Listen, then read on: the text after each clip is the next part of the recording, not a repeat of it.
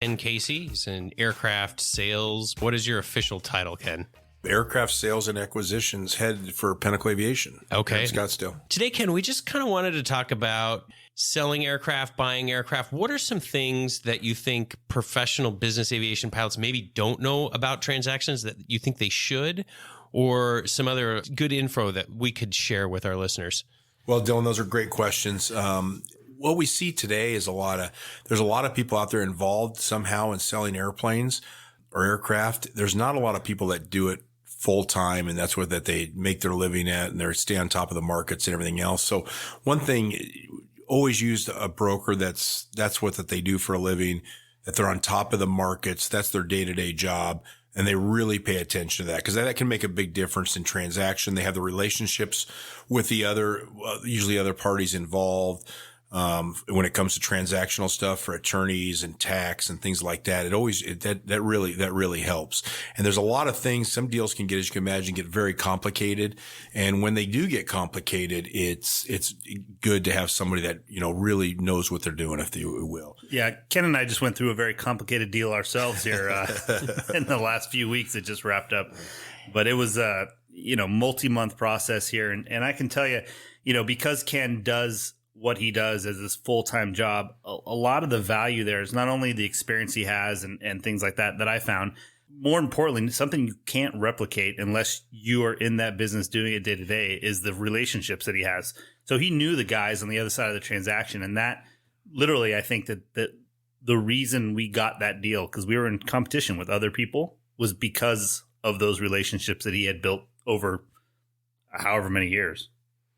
Yeah, and that's a great point, Max. Really, it's like most business relationships are very, very important, especially in this, especially when you get in those unique transactions and the drawn out ones and the longer ones. So that even helps more, but that's always real relevant to have. So unfortunately, there's a lot of people in this business that kind of maybe try to get involved in one transaction a year. And with doing that, it's hard just to keep up on everything and really know from start to finish, especially when they get complicated, which a lot of the transactions do these days. So that would be the biggest recommendation, is use somebody or use a firm that's really involved with it, that are on top of the markets. They do this day to day and they really understand it.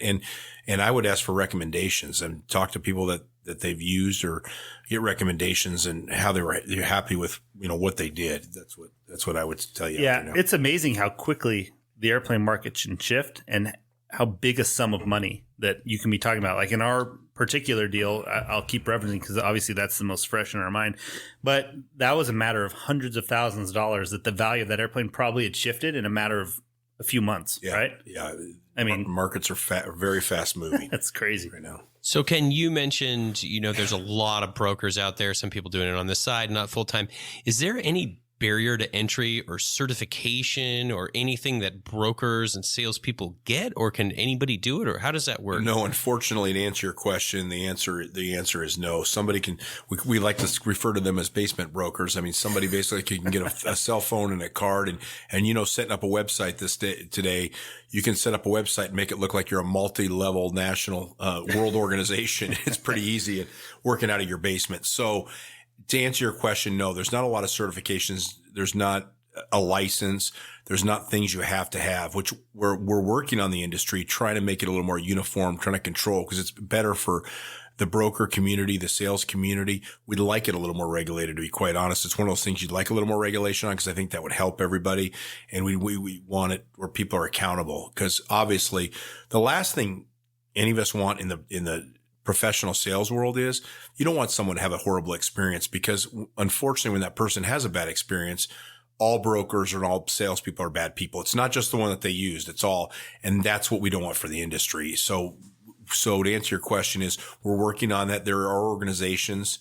It was NARA. Now it's IATA that trained. There's organizations putting together, trying to uniform that and make best practices a little bit more, and you're seeing more in that. But to answer your question overall, no, there's anybody, again, pop a website, get business cards and use your cell phone. And unfortunately they can, advertise a broker or dealer tomorrow. So now, another question, I think that the only reason somebody wouldn't use a broker, I think, is to think that they're saving themselves money. I can tell you in our instance, if I would have pulled Ken out of the deal, And